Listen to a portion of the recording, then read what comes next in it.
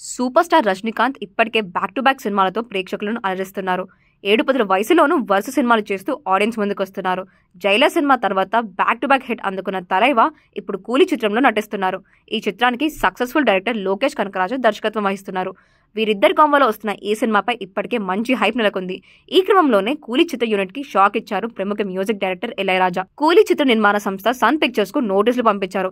ఈ సినిమాలో తన అనుమతి లేకుండా తన మ్యూజిక్ ఉపయోగించుకున్నారని నోటీసులు తెలిపారు ఇళయరాజా. ఈ మేరకు సన్ పిక్చర్స్ సంస్థకు లీగల్ కాపీరైట్ నోటీసులు జారీ చేశారు.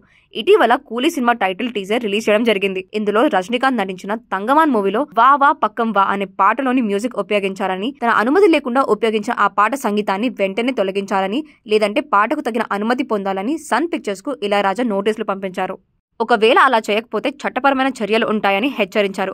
అలాగే తన సంగీతాన్ని, పాటలను అనుమతి లేకుండా స్టేజ్ షోలో పాడకూడదని, సినిమాలో ఉపయోగించకూడదని గతంలో ఇళయరాజా ఆంక్షలు విధించారు.